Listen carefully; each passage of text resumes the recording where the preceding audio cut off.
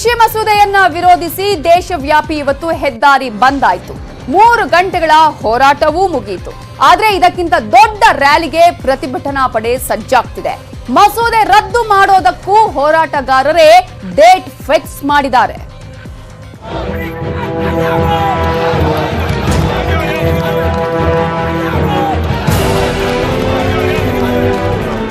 ಕೇಂದ್ರ ಸರ್ಕಾರದ 3 ಕೃಷಿ ಮಸೂದೆ ರದ್ದು ಮಾಡಬೇಕು ಅಂತ ಒತ್ತಾಯಿಸಿ ದೇಶದ ಪ್ರಮುಖ ಹೆದ್ದಾರಿಗಳನ್ನ ತಡೆದು ಇವತ್ತು ರೈತರು ಪ್ರತಿಭಟನೆ ಮಾಡಿದ್ರು. ಚಕ್ಕಾ ಜಾಮ್ ಹೆಸರಲ್ಲಿ ಹೆದ್ದಾರಿಗಳಲ್ಲಿ 3 ಗಂಟೆಗಳ ಕಾಲ ರಸ್ತೆ ತಡೆ ನಡೆಸಿದ್ರು. ದೆಹಲಿಯಲ್ಲಿ ಪ್ರತಿಭಟನೆ ತೀವ್ರವಾಗುವ ಆತಂಕ ಇತ್ತು. ಹೀಗಾಗಿ ದೆಹಲಿ ಪೊಲೀಸರು ಅರೆಸೇನಾ ಪಡೆ ಭದ್ರತೆ ಹಾಕಲಾಗಿತ್ತು. ಡ್ರೋನ್ ಕ್ಯಾಮೆರಾಗಳ ಮೂಲಕ ಪ್ರತಿಭಟನಾಕಾರರ ಚಲನವಲನ ವೀಕ್ಷಿಸುತ್ತಿದ್ರು.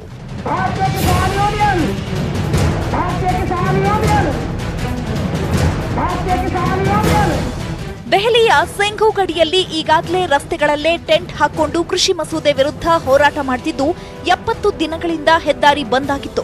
ಇವತ್ತು ಕೆಲವು ಕಡೆ ಸರ್ವಿಸ್ ರಸ್ತೆಗಳಲ್ಲೂ ಪ್ರತಿಭಟನೆ ನಡೆಸೋ ಮೂಲಕ ಕೃಷಿ ಮಸೂದೆ ವಿರುದ್ಧ ಆಕ್ರೋಶ ಹೊರಹಾಕಿದ್ರು.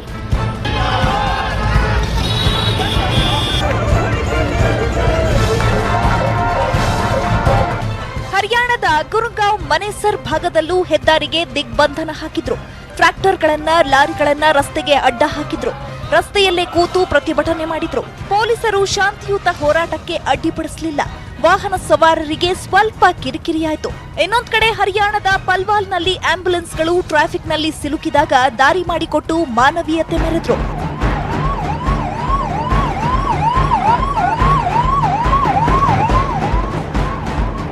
ಲೂಧಿಯಾನ ಫಿರೋಜ್ಪುರ್ ಹೆದ್ದಾರಿಯು ಚಕ್ಕಾ ಜಾಮ್ಗೆ ಸಿಲುಕಿತ್ತು. ನೂರಾರು ಮಹಿಳೆಯರು, ನೂರಾರು ಪ್ರತಿಭಟನಾಕಾರರು ರಸ್ತೆಯಲ್ಲೇ ಠಿಕಾಣಿ ಹೂಡಿದ್ರು. ಹೀಗಾಗಿ ಹೆದ್ದಾರಿಗಳಲ್ಲಿ ಓಡಾಡೋರು ನರಕ ಅನುಭವಿಸುವಂತಾಯಿತು.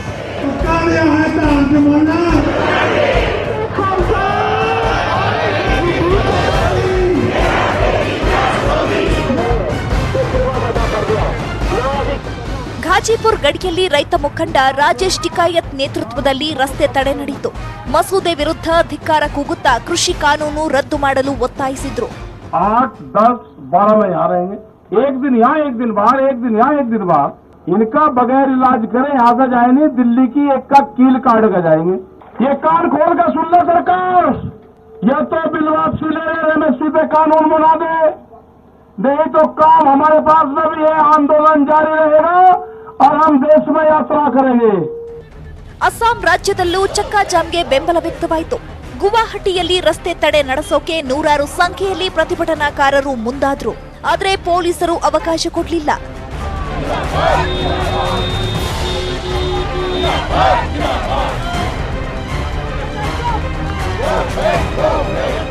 ದೆಹಲಿಯಲ್ಲಿ ರೈತರು ಶಾಂತಿಯುತ ಹೋರಾಟ ಮಾಡಿದ್ರೆ ಕೇರಳದಲ್ಲಿ ಮಾತ್ರ ಪ್ರತಿಭಟನಾಕಾರರ ಪ್ರತಿಭಟನೆ ಮಿತಿಮೀರಿತು. ಕೊಟ್ಟಾಯಂನಲ್ಲಿ, ತಿರುವನಂತಪುರದಲ್ಲಿ ಹೆದ್ದಾರಿಗಳನ್ನ ಬಂದ್ ಮಾಡಿದ್ರು. ಪೊಲೀಸರು ಹೆದ್ದಾರಿ ತಡೆಗೆ ಅವಕಾಶ ಕೊಡಲಿಲ್ಲ. ಆಗ ಸಿಟ್ಟಿಗೆದ್ದು ಬ್ಯಾರಿಕೇಡ್ಗಳ ಮೇಲೆ ಹತ್ತಿ ಗಲಾಟೆ ಮಾಡಿದ್ರು. ಪೊಲೀಸರು ಅಶ್ರುವಾಯು ಸಿಡಿಸಿ ಜಲಫಿರಂಗಿ ಬಳಸಿ ಪ್ರತಿಭಟನೆ ಹತ್ತಿಕ್ಕಬೇಕಾಯಿತು.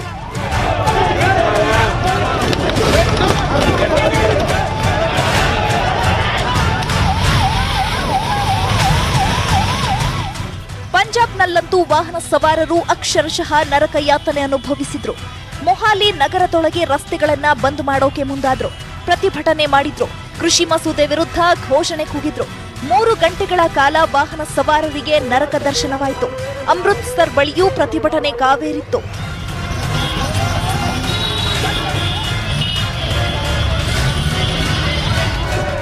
ಮಧ್ಯಪ್ರದೇಶದ ಶಾಜಾಪುರ್ ಗಡಿಯಲ್ಲೂ ಹೆದ್ದಾರಿ ಜಾಮ್ ಮಾಡಿದ್ರು.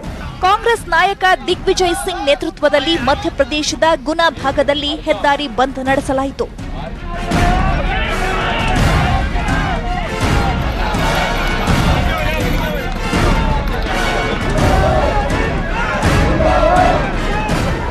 ರಾಷ್ಟ್ರವ್ಯಾಪಿ ದಿಗ್ಬಂಧನಕ್ಕೆ ಕಾಂಗ್ರೆಸ್ ಬೆಂಬಲ ನೀಡಿದೆ.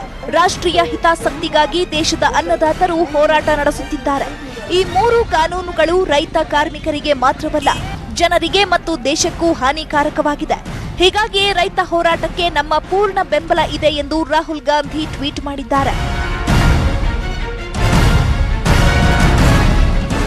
ಮಧ್ಯಾಹ್ನ 12ರಿಂದ 3ರವರೆಗೆ ಹೆದ್ದಾರಿಗಳನ್ನ ಬಂದ್ ಮಾಡಿ ಕೃಷಿ ಮಸೂದೆ ವಿರುದ್ಧ ಆಕ್ರೋಶ ಹೊರಹಾಕಿದ್ರು. ಅಕ್ಟೋಬರ್ 2ರವರೆಗೆ ಮಸೂದೆ ವಿರುದ್ಧ ನಮ್ಮ ಹೋರಾಟ ನಡೆಸ್ತಾನೇ ಇರ್ತೀವಿ, ಆಮೇಲೆ ನಮ್ಮ ಹೋರಾಟ ತೀವ್ರಗೊಳಿಸ್ತೀವಿ, ಜೊತೆಗೆ 40 ಲಕ್ಷ ಟ್ರ್ಯಾಕ್ಟರ್ಗಳನ್ನ ರಸ್ತೆಗೆ ಇಳಿಸ್ತೀವಿ ಅಂತ ಸಂದೇಶ ರವಾನಿಸಿದ್ದಾರೆ. ಸಣ್ಣ ಪುಟ್ಟ ಗಲಾಟೆ ಗದ್ದಲ ಬಿಟ್ರೆ ದೇಶವ್ಯಾಪಿ ನಡೆದ ಹೆದ್ದಾರಿ ಬಂದ್ ಶಾಂತಿಯುತವಾಗಿ ಮುಗಿದಿದೆ. Bureau report, news 18 Kannada. ಕರ್ನಾಟಕದಲ್ಲೂ ಇವತ್ತು ಕೃಷಿ ಮಸೂದೆ ವಿರುದ್ಧ ಹೆದ್ದಾರಿ ಬಂದ್ ಪ್ರತಿಭಟನೆ ನಡೆಯಿತು. ಎಲ್ಲೆಲ್ಲಿ ಹೇಗಿತ್ತು ಪ್ರತಿಭಟನೆಯ ಕಾವು ಅನ್ನೋದರ ಕಂಪ್ಲೀಟ್ ಡೀಟೇಲ್ಸ್ ಇಲ್ಲಿದೆ.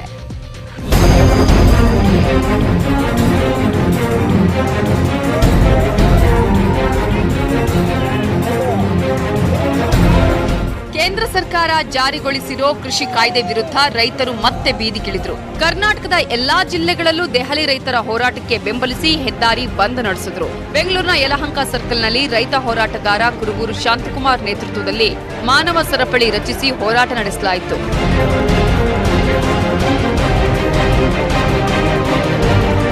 ಹೆದ್ದಾರಿ ಬಂದ್ ನಿಲ್ಲಿಸಿ ಅಂತ ಪೊಲೀಸರು ಪರಿಪರಿಯಾಗಿ ಕೇಳಿಕೊಂಡ್ರು, ಆದ್ರೆ ಬಗ್ಲಿಲ್ಲ. ಪೊಲೀಸರು ಪ್ರತಿಭಟನಾಕಾರರ ಮಧ್ಯೆ ಮಾತಿನ ಚಕಮಕಿ ನಡೆಯಿತು. ಯಾವುದಕ್ಕೂ ಬಗ್ಗದೆ ಹೆದ್ದಾರಿ ತಡೆದು ಪ್ರತಿಭಟನೆ ನಡೆಸೋಕೆ ಮುಂದಾದ್ರು. ಆಗ ಪೊಲೀಸರು ಕುರುಬೂರು ಸೇರಿದಂತೆ ಎಲ್ಲರನ್ನ ವಶಕ್ಕೆ ಪಡೆದ್ರು.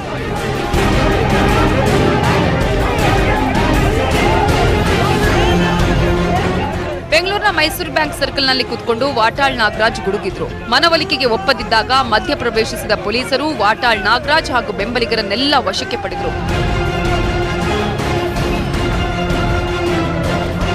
ಮೈಸೂರಲ್ಲಿ ರೈತ ಮುಖಂಡ ಬಡಗಲಪುರ ನಾಗೇಂದ್ರ ನೇತೃತ್ವದಲ್ಲಿ ಪ್ರತಿಭಟನೆ ನಡೆಯಿತು. ರಾಷ್ಟ್ರಧ್ವಜದ ಜೊತೆಗೆ ಹಸಿರು ಧ್ವಜ ಹಿಡಿದು ಕೊಲಂಬಿಯಾ ಏಷ್ಯಾ ಸಿಗ್ನಲ್ ಬಳಿ 4 ರಸ್ತೆಗಳನ್ನ ಬಂದ್ ಮಾಡಿದ್ರು. ರೈತರ ಪ್ರತಿಭಟನೆಗೆ ಪ್ರಗತಿಪರ ಸಂಘಟನೆಗಳು, ಕಾರ್ಮಿಕ ಸಂಘಟನೆಗಳು ಸಾಥ್ ಕೊಟ್ಟಿದ್ರು. ಇನ್ನೊಂದು ಕಡೆ ರಸ್ತೆಯಲ್ಲೇ ಅಡುಗೆ ಮಾಡಿದ್ರು.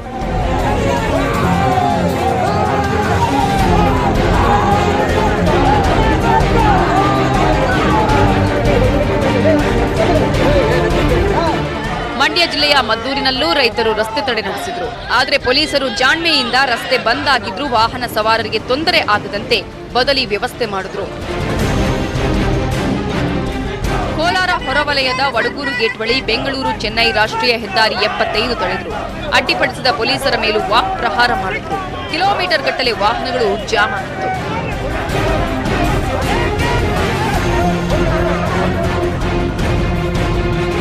ದಾವಣಗೆರೆಯ ಕಲ್ಪೇನಹಳ್ಳಿ ರಾಷ್ಟ್ರೀಯ ಹೆದ್ದಾರಿ ತಡೆದಾಗ ಪೊಲೀಸರು ಮಧ್ಯಪ್ರವೇಶಿಸಿ ಸುಗಮ ಸಂಚಾರಕ್ಕೆ ಅನುವು ಮಾಡಿಕೊಟ್ರು. ಧಾರವಾಡದಲ್ಲೂ ರೈತ ಹೋರಾಟಗಾರರು ರಾಷ್ಟ್ರೀಯ ಹೆದ್ದಾರಿ ತಡೆದು ಪ್ರತಿಭಟನೆ ನಡೆಸಿದ್ರು. ಯಾರಿಕೊಪ್ಪ ಗ್ರಾಮದ ಬಳಿ ಹೆದ್ದಾರಿ ತಡೆದ 100 ರೈತರು ರಸ್ತೆಗೆ ಟ್ರ್ಯಾಕ್ಟರ್ ಅಡ್ಡ ಹಾಕಿ ಆಕ್ರೋಶ ವ್ಯಕ್ತಪಡಿಸಿದ್ರು.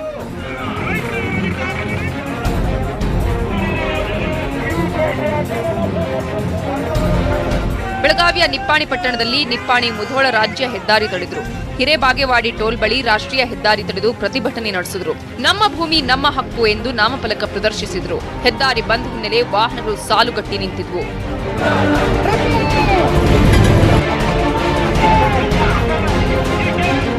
ಕಲಬುರಗಿಯಲ್ಲೂ ಸಂಯುಕ್ತ ಕಿಸಾನ್ ಮೋರ್ಚಾ ನೇತೃತ್ವದಲ್ಲಿ ಹೆದ್ದಾರಿ ಬಂದ್ ನಡೆಯಿತು. ರಾಮ ಮಂದಿರ ಬಳಿ ಹೆದ್ದಾರಿ ತಡೆದು ರೈತರು ಪ್ರತಿಭಟನೆ ನಡೆಸಿದ್ರು. ಯಾದಗಿರಿಯಲ್ಲೂ ಕೂಡ ಹೆದ್ದಾರಿ ಬಂದ್ಗೆ ಭಾರೀ ಬೆಂಬಲ ವ್ಯಕ್ತವಾಯಿತು. ಕೆಲವು ರೈತರು ರಸ್ತೆಯಲ್ಲೇ ಮಲಗಿ ಪ್ರತಿಭಟನೆ ನಡೆಸಿದ್ರು.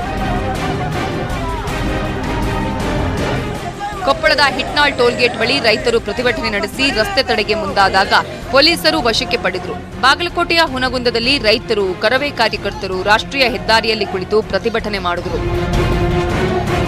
ರೈತರ ಪ್ರತಿಭಟನೆಗೆ ಜೆಡಿಎಸ್ ನಾಯಕರು, ಕಾಂಗ್ರೆಸ್ ನಾಯಕರು ಬೆಂಬಲ ಕೊಟ್ಟರು. ಸಹಜವಾಗಿ ಬಿಜೆಪಿ ನಾಯಕರು ಸಿಟ್ಟಾದ್ರು. ಪ್ರತಿಭಟನೆ ಹಿಂದೆ ಪಟ್ಟಭದ್ರ ಹಿತಾಸಕ್ತಿಗಳಿವೆ, ಕೆಲವು ಕೃಪಾಪೋಷಿತ ನಾಯಕರ ಕುಮ್ಮಕ್ಕಿದೆ ಅಂತ ವಾಗ್ದಾಳಿ ಮಾಡಿದ್ರು. ಪಟ್ಟಭದ್ರ ಹಿತಾಸಕ್ತಿಗಳ ಕೃಪಾಪೋಷಿತವಾಗಿ ಈ ಹೋರಾಟಗಳನ್ನು ಮಾಡ್ತಾ ಇರುವಂತದ್ದು ಇದು ಸರಿಯಲ್ಲ ಅಂತ. Government is open, class by class ನಿಮ್ಗೇನಾದರೂ ತೊಂದರೆ ಇದ್ದರೆ ಸರ್ಕಾರ ಅದನ್ನು ಬಹಳ ಮುಕ್ತ ಮನಸ್ಸಿನಿಂದ, ಸಹಾನುಭೂತಿಯಿಂದ ಚರ್ಚೆ ಮಾಡಿ ಪರಿಹಾರ ಮಾಡಲಿಕ್ಕೆ ತಯಾರಿದೆ. ಆದರೆ ರಿಪೀಲ್ ಆರ್ ನಾಟ್ ಅನ್ನುವಂಥದ್ದಕ್ಕೆ ಇದು ಎಕ್ಸೆಪ್ಟ್ ಮಾಡಲಿಕ್ಕೆ ಸಾಧ್ಯ ಇಲ್ಲ. ಇವತ್ತು ದುರುದ್ದೇಶದಿಂದ ಕೆಲವು ನಾಯಕರುಗಳು ಎಲ್ಲೋ ಒಂದು ಅವಕಾಶದಲ್ಲಿ ಮಸಿ ಬೆಳಿಬೇಕು ಅಥವಾ ಇದು ಸರಿಯಿಲ್ಲ, ಸೂಕ್ತವಾಗಿಲ್ಲ ಅನ್ನುವಂಥದ್ದನ್ನ ಹೇಳಕ್ಕೆ ಪ್ರಯತ್ನ ಮಾಡ್ತಿರುವಂಥದ್ದಾಗಿದೆ. ಕೃಷಿ ಮಸೂದೆ ವಿರುದ್ಧ ಒಟ್ನಲ್ಲಿ ದೇಶವ್ಯಾಪಿ ನಡೆದ ಚಕ್ಕಾ ಜಾಮ್ ಕರ್ನಾಟಕದಲ್ಲೂ ಕಾವೇರಿಸಿತ್ತು. Bureau report, news 18 Kannada. ಮೀಸಲಾತಿ ಜಗಳದಲ್ಲಿ ಸಿಲುಕಿ ಸಿಎಂ ಯಡಿಯೂರಪ್ಪ ವಿಲವಿಲ ಅಂತ ಓದಾಡ್ತಿದ್ದಾರೆ. ನಾಳೆ ಕುರುಬ ಸಮುದಾಯದ ಲಕ್ಷ ಜನ ಬೆಂಗಳೂರಿಗೆ ಬರ್ತಿದ್ದು ಮೀಸಲಾತಿಗಾಗಿ ರಣಕಹಳೆ ಮೊಳಗಿಸ್ತಿದ್ದಾರೆ. ಇನ್ನೊಂದ್ ಕಡೆ ಪಂಚಮಸಾಲಿ ಪಾದಯಾತ್ರೆ, ವಾಲ್ಮೀಕಿ ಒಕ್ಕಲಿಗರಿಂದಲೂ ಕೂಡ ಮೀಸಲಾತಿಯ ಕೂಗು ಶುರುವಾಗಿದೆ.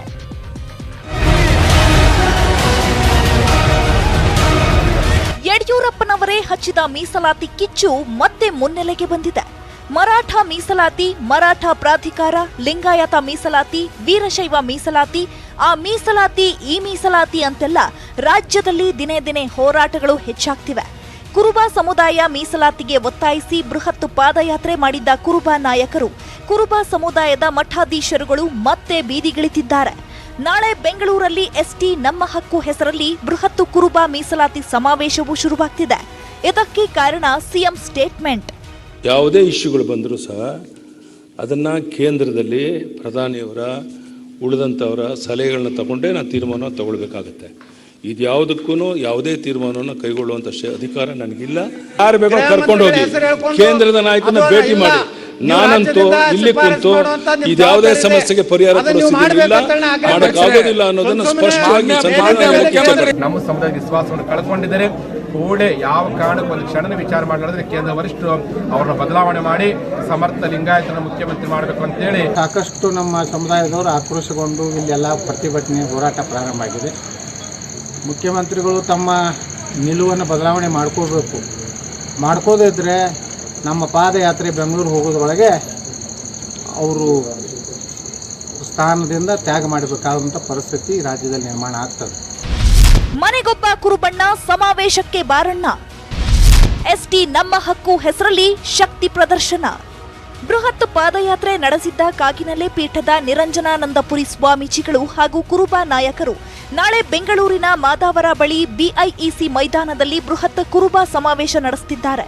ಎಸ್ಟಿ ನಮ್ಮ ಹಕ್ಕು ಹೆಸರಲ್ಲಿ ಶಕ್ತಿ ಪ್ರದರ್ಶನಕ್ಕೆ ಮುಂದಾಗಿದ್ದು ಮನೆಗೊಬ್ಬ ಕುರುಬಣ್ಣ ಸಮಾವೇಶಕ್ಕೆ ಬಾರಣ್ಣ ಅಂತ ಕುರುಬ ಸಮುದಾಯದವರಿಗೂ ಕರೆ ಕೊಟ್ಟಿದ್ದಾರೆ. ಬೆಳಗ್ಗೆ 11ರಿಂದ ಸಂಜೆ 5 ಗಂಟೆಯವರೆಗೆ ಸಮಾವೇಶ ನಡೆಯಲಿದೆ. ಕಾಗಿನೆಲೆ ಪೀಠದ ನಿರಂಜನಾನಂದಪುರಿ ಶ್ರೀಗಳ ಪ್ರಕಾರ ನಾಳೆ ಬಹುತೇಕ ಕುರುಬ ಸಮುದಾಯದವರು ಬೆಂಗಳೂರಿಗೆ ಲಗ್ಗೆ ಹಾಕ್ತಿದ್ದಾರೆ. ಲಕ್ಷ ಲೆಕ್ಕದಲ್ಲಿ ನಾಳೆಯ ಸಮಾವೇಶಕ್ಕೆ ಕುರುಬ ಸಮುದಾಯದ ಜನ ಸೇರುವ ನಿರೀಕ್ಷೆ ಇದೆ.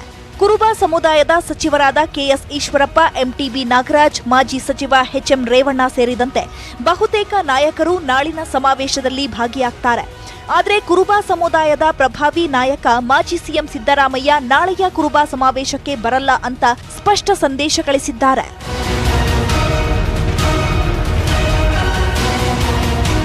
ಈಗಾಗಲೇ ಬಿಜೆಪಿಯ ಬಸನಗೌಡ ಪಾಟೀಲ್ ಯತ್ನಾಳ್ ಸೇರಿದಂತೆ ಪಂಚಮಸಾಲಿ ಮಠಾಧೀಶರು 3B ಯಿಂದ 2A ಸೇರ್ಪಡೆಗೆ ಒತ್ತಾಯಿಸಿ ಪಾದಯಾತ್ರೆ ನಡೆಸುತ್ತಿದ್ದಾರೆ.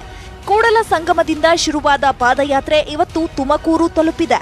14ರಿಂದ ಆರಂಭವಾಗಿರ್ತಕ್ಕಂಥ ಪಂಚಲಕ್ಷ ಹೆಜ್ಜೆಗಳ ಐತಿಹಾಸಿಕ ಬೃಹತ್ ಪಾದಯಾತ್ರೆ ತುಂಬ ಯಶಸ್ವಿಯಾಗಿ ನಭೂತೋ ನಭವಿಷ್ಯತ್ ಎಂಬಂತೆ ಅಭೂತಪೂರ್ವವಾಗಿರ್ತಕ್ಕಂಥ ಹೆಜ್ಜೆಗಳ ಮೂಲಕವಾಗಿ ತನ್ನ ದಾಪುಗಾಲನ್ನಿಟ್ಟು ಇವತ್ತು ತುಮಕೂರು ಜಿಲ್ಲೆಗೆ ಇವತ್ತು ಪಾದಾರ್ಪಣೆ ಮಾಡಿದೆ.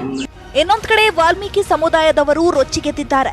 7.5%ಗೆ ವಾಲ್ಮೀಕಿ ಮೀಸಲಾತಿ ಹೆಚ್ಚಳ ಮಾಡಿ, ಈಗಿರೋ 3ರಷ್ಟು ಮೀಸಲಾತಿ ನಮಗೆ ಸಾಲಲ್ಲ, ಅಷ್ಟೇ ಅಲ್ಲ ಎಸ್ಟಿ ಸಮುದಾಯಕ್ಕೆ ಪ್ರತ್ಯೇಕ ಸಚಿವಾಲಯ ಮಾಡಿ ಅಂತ ಹಠ ಹಿಡಿದಿದ್ದಾರೆ. ಸರ್ಕಾರ ಡಿಸೆಂಬರ್ 18ನೇ ತಾರೀಕು ನಿವೃತ್ತ ನ್ಯಾಯಮೂರ್ತಿ ನಾಗಮೋಹನ್ ದಾಸ್ ವರದಿ ಮೇಲೆ ಒಂದು ಸಬ್ ಕಮಿಟಿಯನ್ನು ಮಾಡಿತು, ಉಪಸಮಿತಿಯನ್ನು ಮಾಡಿದೆ. ಈಗಾಗಲೇ 1-2 ಸಭೆಗಳು ಕೂಡ ಆಗಿದ್ದಾವೆ. ನಮ್ಮ ಒತ್ತಾಯ ಏನಪ್ಪ ಅಂತಂದರೆ ಈ ಜಾತ್ರೆಯ ಒಳಗನೆ ಅದನ್ನು ಅನೌನ್ಸ್ ಮಾಡಬೇಕು, ಅದನ್ನು ಅನುಷ್ಠಾನಗೊಳಿಸಬೇಕು ಅನ್ನುವಂಥದ್ದು ನಮ್ಮ ಆಗ್ರಹ. ಇಷ್ಟೆಲ್ಲ ಮೀಸಲಾತಿ ಕೂಗು ಜೋರಾದ್ಮೇಲೆ ಒಕ್ಕಲಿಗರು ಸುಮ್ಮನಿರ್ತಾರಾ? ನಮ್ಮನ್ನು 3A ನಿಂದ 2Aಗೆ ಸೇರ್ಪಡೆ ಮಾಡಿ, ಇಲ್ಲಾಂದ್ರೆ ನಾವು ಹೋರಾಟದ ಹಾದಿ ತುಳಿಯಬೇಕಾಗತ್ತೆ ಅಂತ ಯಡಿಯೂರಪ್ಪನವರಿಗೆ ಪತ್ರ ಬರೆದಿದ್ದಾರೆ.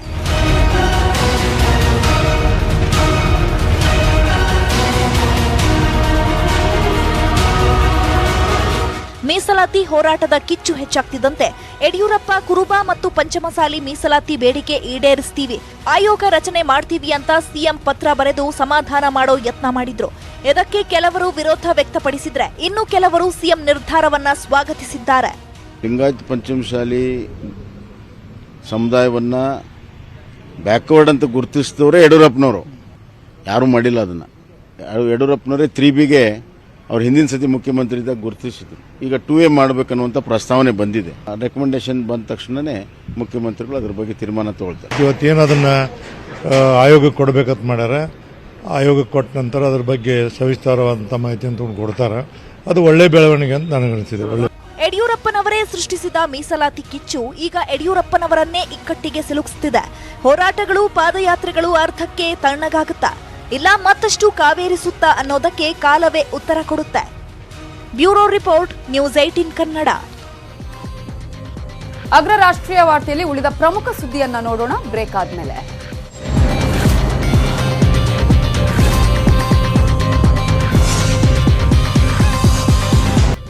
Welcome back.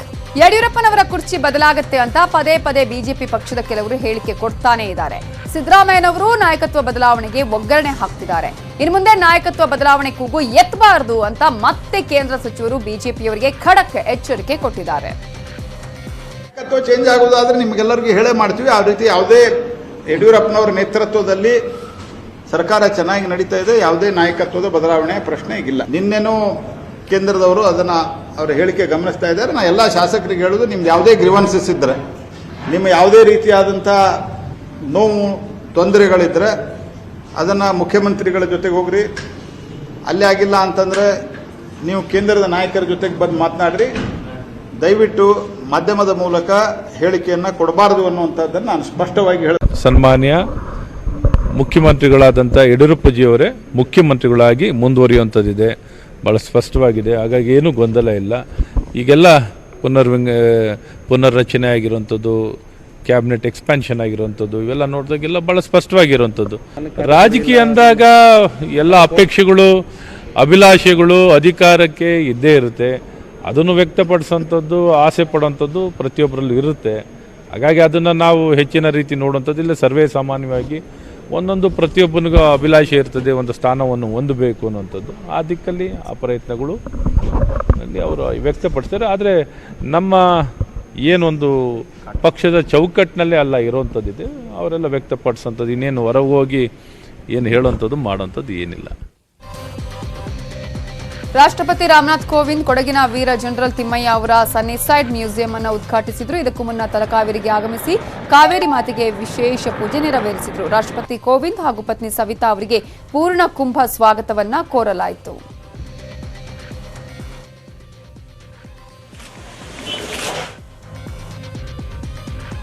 ನ್ಯೂಸ್ 18 ಕನ್ನಡದ ಒಂದು ವರದಿ ಚಿಕ್ಕಮಗಳೂರಲ್ಲಿ ದೊಡ್ಡ ಸದ್ದು ಮಾಡುತ್ತಿದೆ. ಅಪ್ರಾಪ್ತೆ ಬಾಲಕಿ ಮೇಲೆ ಅತ್ಯಾಚಾರ ಪ್ರಕರಣದಲ್ಲಿ ಶೃಂಗೇರಿ ಠಾಣೆ ಪಿಎಸ್ಐ ಕೀರ್ತಿ ಕುಮಾರ್ ಉತ್ತರ ಕನ್ನಡದ ಕುಮಟಾ ಠಾಣೆಗೆ ಎತ್ತಂಗಡಿಯಾಗಿದ್ದಾರೆ. ನಿನ್ನೆಯಷ್ಟೇ ಸಿಪಿಐ ಸಿದ್ದರಾಮಯ್ಯ ಸಸ್ಪೆಂಡ್ ಆಗಿದ್ರು. ಈಗ ಕರ್ತವ್ಯ ಲೋಪದಡಿ ಅಧಿಕಾರಿಗಳ ವರ್ಗಾವಣೆ ಆಗ್ತಾ ಇದೆ. ಪ್ರಕರಣದ ತನಿಖಾಧಿಕಾರಿಯಾಗಿರುವ ಎಎಸ್ಪಿ ಶ್ರುತಿ ಅವರ ನಿರ್ಧಾರಕ್ಕೆ ಜನರು ಮೆಚ್ಚುಗೆ ವ್ಯಕ್ತಪಡಿಸುತ್ತಿದ್ದಾರೆ. ಇದುವರೆಗೂ ಅತ್ಯಾಚಾರ ಪ್ರಕರಣದಲ್ಲಿ 17 ಜನರ ವಿರುದ್ಧ ಎಫ್ಐಆರ್ ಆಗಿದ್ದು 8 ಜನ ಅರೆಸ್ಟ್ ಆಗಿದ್ದಾರೆ. ಉಳಿದ ಆರೋಪಿಗಳ ಬೆನ್ನು ಮೂಳೆ ಮುರಿಯೋಕ್ಕೂ ಪೊಲೀಸರು ತಯಾರಿಯನ್ನ ಮಾಡಿಕೊಂಡಿದ್ದಾರೆ.